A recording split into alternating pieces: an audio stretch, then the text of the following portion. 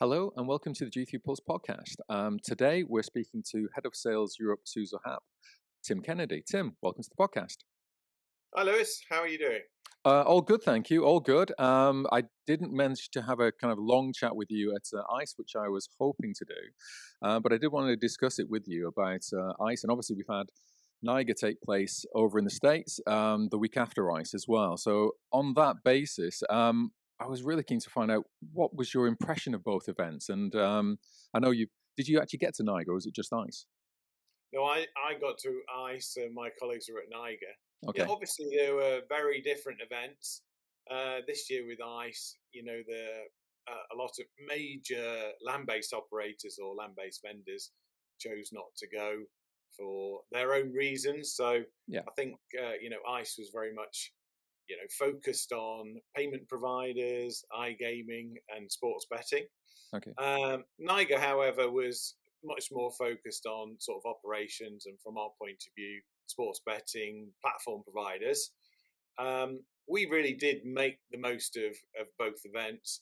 I think there were some very positive conversations. Okay. And I would say the sentiment coming back from the marketplace is overwhelmingly positive, which is great news coming off the back of, COVID. So although I would say ICE was pretty unusual from a land-based perspective. Yeah, definitely.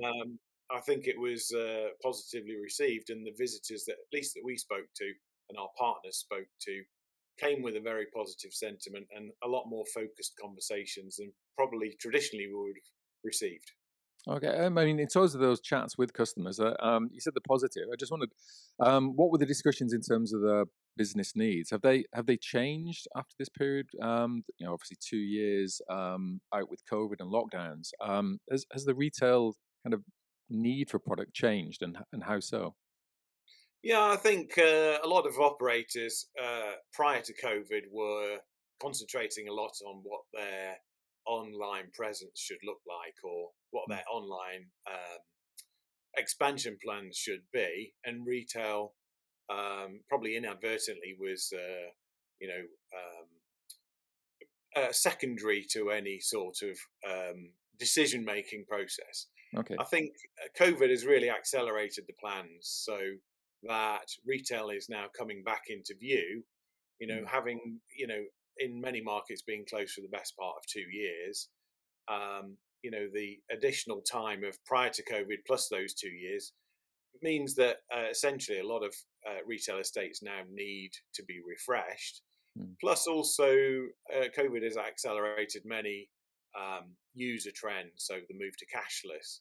So I think if you put all these together, we need to refresh the hardware. We need in some way for retail to be relevant in an online world. Everybody's now used to working from home. But Yeah. on the flip side, you know, people want to get together and be entertained. And then the cashless, all of these things are kind of the perfect storm for retail that operators and ourselves need to do something and reinvent it. Mm. And in that period of time, you've also obviously launched your own sports betting product as well. Is that a different conversation with is that a conversation with traditional customers, new customers? How's that kind of played out, both at, past events that just gone through?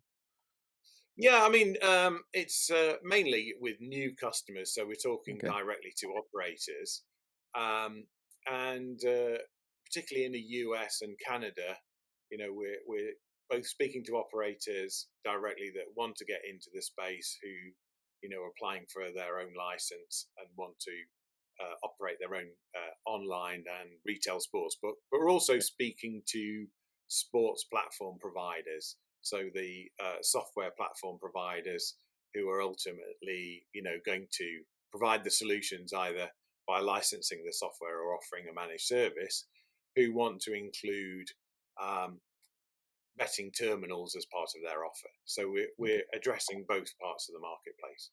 Okay, and reading about the actual solution you're providing, you talking about a sports betting ecosystem, and I just wondered what that was. I mean, you're renowned for your hardware solutions. I just wondered, what's the gamut that actually that covers? Yeah, so the SuzoHapp offer is we cover the full range of a user journey for a sports betting a consumer in Okay. an environment. So everything from placing a bet over the counter all the way through a transactional bet at a twin screen traditional terminal, but also in a much more entertaining environment with a tabletop. But I think the key bit of our ecosystem is that we've really mapped out what the ultimate player journey should be, and we've looked at where consumers really have a poor experience today, and how Mm. we can facilitate um, bridging the gap between various systems. So, for example, we facilitated some co-development between Countar and Canby Okay. to allow for seamless payments between the sports betting platform and a casino management platform. So Countar already had a number of casino management integrations. Okay.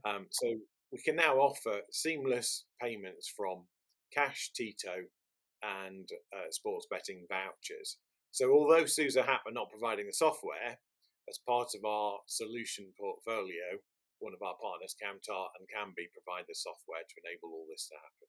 So it's Okay. in a way, it's we see ourselves as the solution providers for retail, really to facilitate the best customer experience that we can, rather than just being seen as a hardware vendor. Yeah, it seems like the that relationship has changed a lot. From being renowned as a almost a catalog for kind of hardware products. Um, does that change the complexity of the discussions that you're having as well? Yeah, totally. Yeah. Yeah. In the past, as you say, we were known to supply major components Mm. to vendors or spare parts. Increasingly, we're having conversations about the player journey, what all the integration points, and actually getting multiple parties together and facilitating those conversations to ensure that we can bring those solutions to bear. And Yeah. it's all along the lines of our strategy, which is essentially taking the headache out of hardware. So, Okay. a lot of operators and a lot of software platforms these days are concentrating online, but Yeah. retail is an essential part of the mix. So, where SuzoHapp can step in is our long experience in hardware Mm. and integrating that hardware into a software platform, pulling all of those together to create the ultimate solution with minimal involvement from the customer. Mm. And is that? I mean, how close is that to this kind of omni-channel kind of that everyone's been talking about for a long time, but it's been on the horizon for seemingly ages? Are we closer to that in terms of what you're providing there? And other terminals themselves that you're creating, are they, the ones we've seen on the retail floors now after 2 years, are we further along in terms of that omni-channel journey as well? The technologies actually set different from where we were maybe 2-3 years ago? I'm not sure the technology is totally different, but I think what our offer at SuzoHapp is that we're totally flexible in terms of hardware capabilities. So all of our terminals can be configured with a number of internal devices, Okay. and we fully understand the software integration complexities.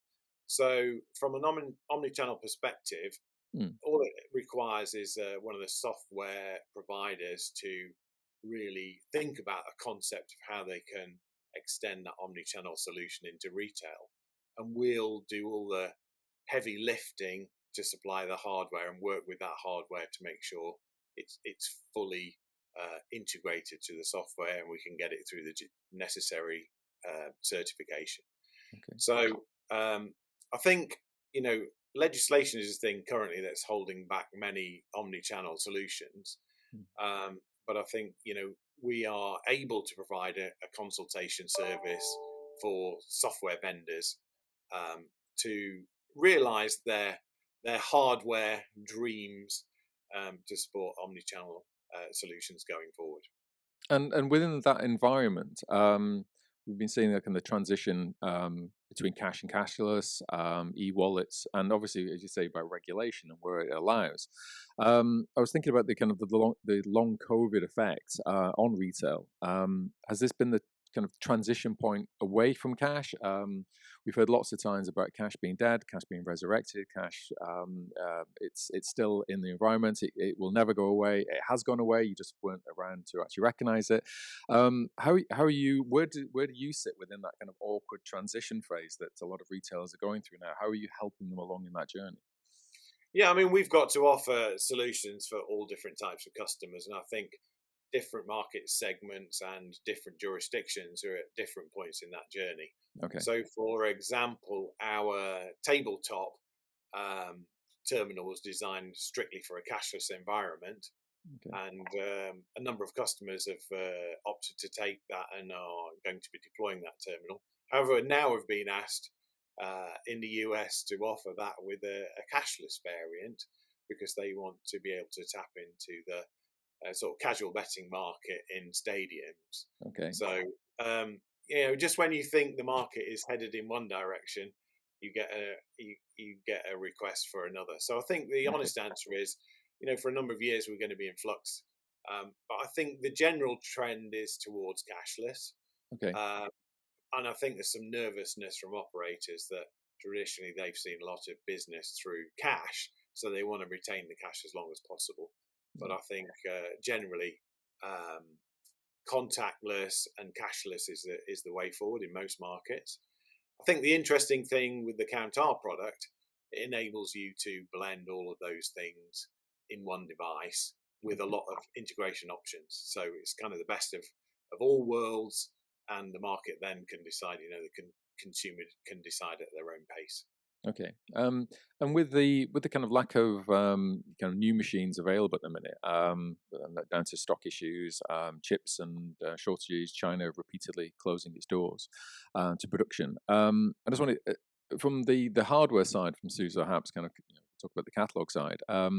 The maintenance of machines, the care, has that all intensified recently in terms of operators looking to keep their estate running and they're not being able to buy new. So if you're not able to renew and refresh, are they maintaining their existing kind of machine base as well? Has that intensified? And how are you organising that? How are you managing to actually keep the supply coming when lots of other places are actually really struggling?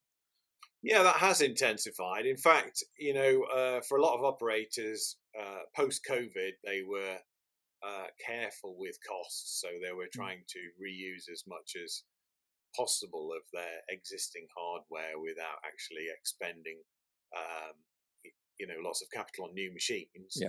And I think that has continued. So, we see strong demand for spare parts.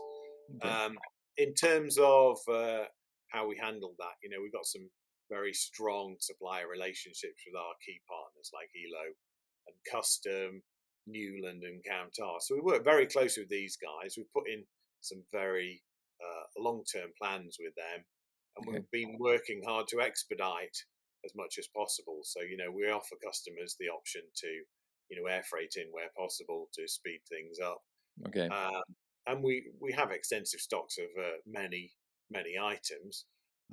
So we really do work as closely as possible with customers and our suppliers really to get the best option for everybody.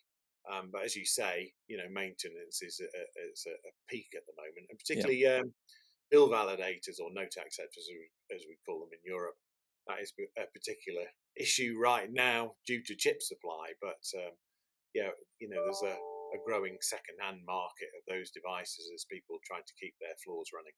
And do you see that? Do you see any kind of sign of that abating at all? Is it going to ease off at any point, or are we just going to be, looking at this for a prolonged period? And is that going to change the way that operators and customers kind of think about their purchases ahead as well? Be kind of purchasing as and when, as opposed to I need this now. Just actually think a little bit further forward into the future and actually start to actually buy things before you need them. Even. Yeah, I think the honest answer, unfortunately, is that the chip shortage is going to go on for some time. In fact, some people are predicting for another 12 months or more. Okay. I think this will lead to some equipment manufacturers actually switching their design. So I know they're designing in new chips, um, based on availability. Okay. So ultimately, even before the end of 12 months, we could start to see supply freeing up. Okay. But I think the flip side of that is from a customer perspective. Uh, everybody needs to start looking at supply as a sort of long-term issue. So, yeah, placing orders as soon as possible and really start to think about what your plans are ahead of schedule is going Mm. to help, rather than traditionally everybody's a bit last minute. Unfortunately, if you plan things last minute at the moment, it's very difficult to meet those demands very quickly. So Yeah, you're going to be yeah, disappointed. Yeah. absolutely. Yeah. In terms of you've got a series of events coming up as well. I was thinking you've got SBC Europe, which is next month, and then you've got North America, SBC North America, which is in July. Then you have SBC Summit Barcelona, all of which is sponsoring SuzoHapp. I just wonder what was the kind of rationale behind kind of building your brand in the sports betting side. Is that the kind of the thought process on that? Is that you're leaning heavily into this side of the business at the minute? Yeah, so we started in the sports betting market with terminals in 2020 with our success in supplying the Belgian lottery, and we've continued to push along that front and actually launch our range of products in the US. We've got a number of customers now deployed, and we're working on many more opportunities. So I Okay. think it's a general direction that we want to work directly with operators, um, providing our sports betting ecosystem, Mm. and it's important for us to reach out across the world. Not only in the US and Canada, but also in Europe. So we Okay. see that as a key strategy going forward. But also, more importantly, I think for SuzoHapp, solutions are going to be increasingly important. So not just being seen to be supplying components, although we continue to do that and are very, very strong in that area. We Right. want to work with operators to understand the pressures on their operations and actually design or help facilitate solutions that makes their life easier. That's where we see our added value in the market going forward. Okay, so it's not just about brand recognition; it's about understanding that SuzoHapp is actually offering something else as well than you kind of, Absolutely. from a traditional perspective, when you're thinking about the brand and the company, you wouldn't necessarily put it together with software and solutions as you've been talking about. Absolutely. Yeah. Yeah. Okay, you've in addition to all these events, then what I mean in terms of 2022, what else are we going to be seeing for you? I'm presuming and hoping we can have a catch up just before G2E, just to find out what's happening for the rest of the year. But between now and then, what do you have on your slate, Tim? Yeah, we've got a number of projects that are yet to be announced that we're going to be delivering. Plus, we are developing, some more products along the same lines that we've been talking about on the solutions front. So, Okay. uh, you know, I think before G2E, we should be able to announce quite a few things on the projects and the product side. Okay. So, yeah, lots of new announcements to follow. Okay, well, good luck with all of those. Like I said, I would like to catch up with you before, after the summer, but before we hit G2E, which I think because there were so many of the land-based companies that were absent from ICE, I think it actually has put a lot more emphasis on the G2E show in October and made it kind of a must-attend event for everyone going forward as well from the land-based side. So I look forward to seeing you there to catch up as well, but to have a chat before would be brilliant. But thank you for bringing us up to speed at the moment. Thanks a lot, Tim. Thanks a lot, Lewis. Good to see you. Good to see you too. Cheers. Bye.